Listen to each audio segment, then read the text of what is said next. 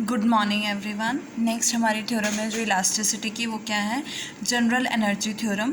देखो क्या स्टेटमेंट है, prove that the work done by the external forces in altering the configuration of the natural state to the state at any time t is equal to the sum of kinetic energy and strain energy। हमें क्या prove करना है कि जो external forces के द्वारा जो work done होगा कॉन्फ़िगरेशन को चेंज करने के लिए from natural state to the state at any time T में, तो वो वर्क डन किसके इक्वल होगा, that work done is equal to sum of kinetic energy. As you know that kinetic energy is equals to half mv² and strain energy. Strain energy क्या होती है, the energy stored due to deformation is called strain energy.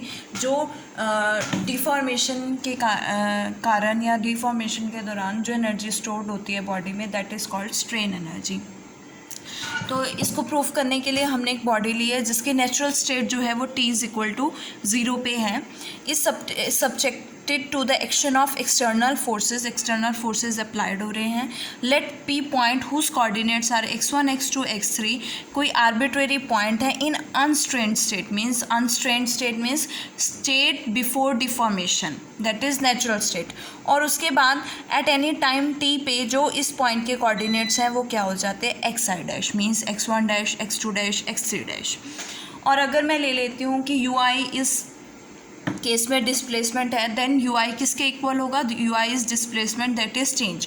जो आपके पास coordinates अब आए हैं at any time t, that is xi dash, minus coordinates जो आपके पास पहले थे that is xi। From here we can find out xi dash is equals to xi plus ui of x1 x2 x3। Now in a short interval of, अगर मैं एक short interval of time dt seconds लेती हूँ तो उस interval में जो displacement होगी पार्टिकल की वो क्या होगी, displacement is equals to velocity into time होता है। तो वेलोसिटी क्या होगा, rate of change of displacement that is curl ui by curl t। और टाइम कितना हमने लिया है, dt सेकेंड्स लिए हैं, so we write it here curl u by curl t into dt। ये आपके पास डिस्प्लेसमेंट है शॉर्ट इंटरवल ऑफ टाइम में।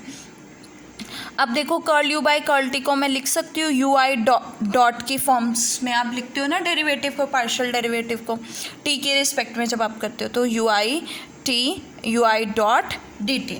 Now if we consider the volume element having volume dv, अगर मैं वॉल्यूम एलिमेंट लेती हूँ जिसका वॉल्यूम dv है और उसका सरफेस एरिया ds है जो p पॉइंट को एनक्लोज कर रहा है, then in that case work done in time dt, जो टाइम dt में वर्क डन होगा by the body forces. As you know that दो टाइप्स के फोर्सेस होंगे, बॉडी फोर्स और सरफेस फोर्स। सबसे पहले हम बॉडी फोर्स की बात करते हैं कि बॉडी फोर्स जो है वो टाइम dt में कितना वर्क डन हो रहा है एक्टिंग ऑन वॉल्यूम एलिमेंट। अगर वो dv एलिमेंट पे एक्ट करता है तो क्या होगा, work done is equal to force into displacement.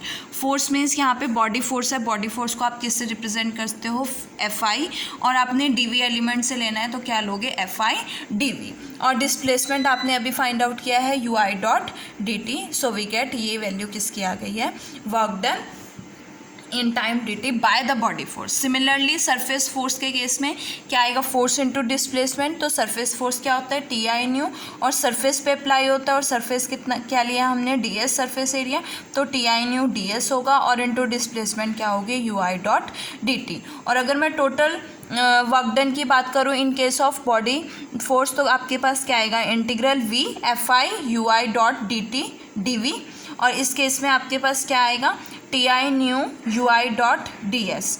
और टोटल वर्क डन क्या होगा in time dt, integral over integral fi ui dot dv plus integral ti nu dot ui। ये सरफेस के ऊपर अप्लाई हो रहा है तो सरफेस आएगा, सरफेस इंटीग्रल आएगा ds into dt which is equals to work done. और वर्क डन क्या लिया है हमने, कैपिटल E कंसिडर किया है। नाउ ऑन डिफ्रेंशिएटिंग, अगर मैं इसे t के रिस्पेक्ट में डिफ्रेंशिएट करती हूँ तो यहाँ पे आपके पास इंटीग्रल का साइन था विद रिस्पेक्ट टू dt, तो वो क्या हो जाएगा, कैंसिल हो जाएगा। मेरे पास क्या आएगी value, de by dt integral v fi ui dot dv plus integral ti nu ui dot ds। अब बात करते हैं इस इंटीग्रल की, सरफेस इंटीग्रल की। तो as you know that T I nu किसके इक्वल होता है, टो जे आई न्यू जे के, और टो जे आई को आप सिमेट्रिक टेंसर है तो टो जे आई को टो आई जे लिख सकते हो। We get tau I J nu J U I dot A. So we can write tau I J U I dot into आपके पास क्या है न्यू जे वेक्टर, और ये आपके पास सरफेस इंटीग्रल है। तो बाय गॉस डाइवर्जेंस थ्योरम आप सरफेस इंटीग्रल को वॉल्यूम इंटीग्रल में चेंज कर सकते हो। तो वॉल्यूम इंटीग्रल में कैसे चेंज करोगे, integral V tau I J U I dot comma J D V.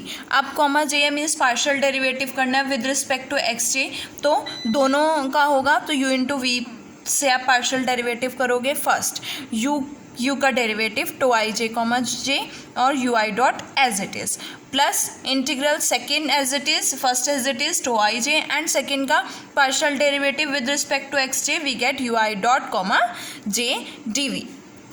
अब अगर मैं इस सेकेंड टर्म में 2 से मल्टीप्लाई करूँ, 2 से डिवाइड करूँ, तो 1/2 मैंने बाहर ले लिया। इसको मैं 2 बार लिख सकती हूँ, U I comma J dot plus U I comma J dot.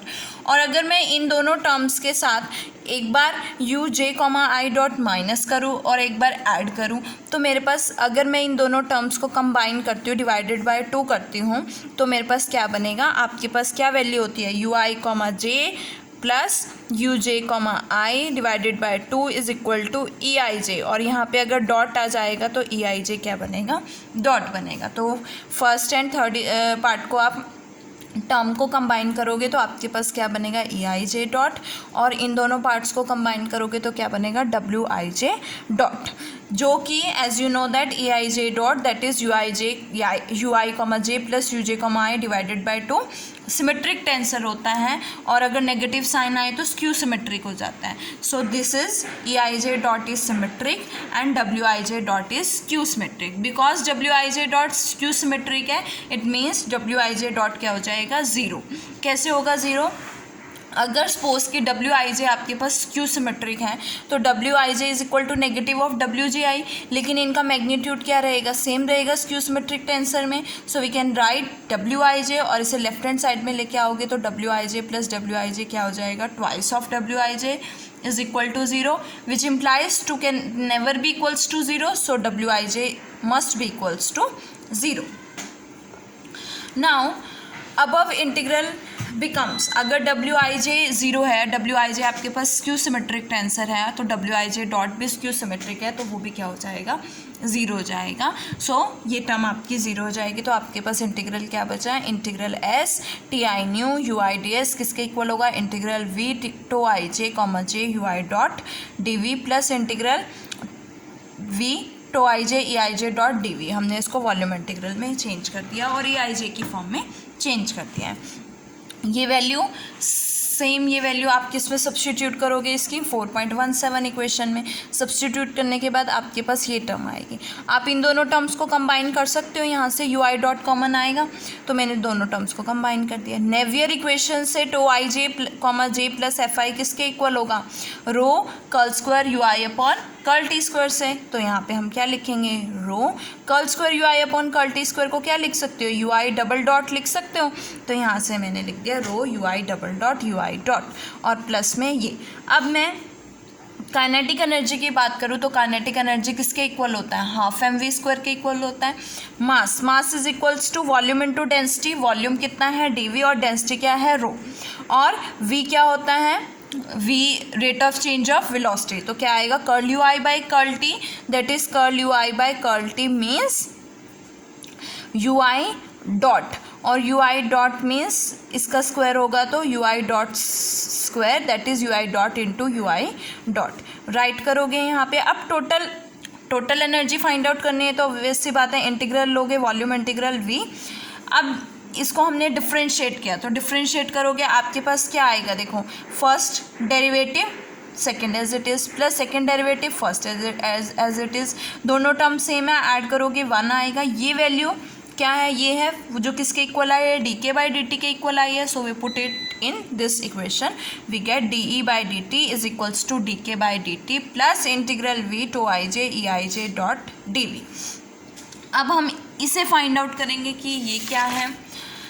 देखो आगे, नाउ वी यूज़ द, इसके लिए हम ये नोटेशंस यूज़ करेंगे। Now we use the notations, tau 1 is equals to tau 1, tau 2 is equals to tau 2 and tau 3 is equal to tau 3, tau 3 tau 4 है तो 3 2 भी क्या हो जाएगा तो 4 हो जाएगा। सिमिलरली हमने E1 E2 E3 E4 E5 E6 की नोटेशंस ली हैं। तो इसमें इस तरह से ये फंक्शन एग्जिस्ट, इसके लिए एक फंक्शन ऐसे एग्जिस्ट करेगा W, जो किसका होगा E1 E2 E3 E4 E5 E6, such that हम इसका अगर पार्शियल डेरिवेटिव करेंगे इस फंक्शन का EI के रिस्पेक्ट में तो वो किसके इक्वल आएगा, टो आई के इक्वल आएगा। ये आपका बाय हुक्स लॉ है, ठीक है। किससे है ये, बाय हुक्स लॉ। अब इक्वेशन 4.21, अगर मैं 4.21 में ये वैल्यू पुट करूँ, आपके पास क्या है 21 में, टो आई जे है, टो आई जे क्या क्या लिख सकते हो, टो आई लिख सकते हो। तो tau I into E I dot है और डी वी है। ई आई डॉट को क्या लिख सकते हो, curl E I by curl T. Tau I की वैल्यू क्या है, curl W by curl A. E I cancel, आपके पास क्या बचा, curl W by curl T D V. अब इस डेरिवेटिव को आप बाहर निकाल सकते हो तो टोटल डेरिवेटिव हो जाएगा डी बाई डी टी। इस टर्म को मैंने कैपिटल यू ले लिया जो कि क्या है, स्ट्रेन एनर्जी है, that is called strain energy. और डब्ल्यू क्या होगा आपका, strain energy density function.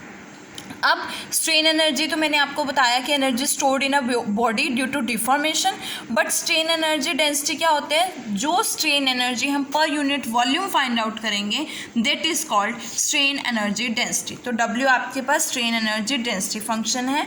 Derivative cancel करोगे, इंटीग्रेट करोगे तो आपके पास क्या आएगी, E इज इक्वल टू के प्लस व्यू, वेयर के is kinetic energy, U is strain energy. So the result is that the work done by the external forces is equal to the sum of kinetic energy and strain energy.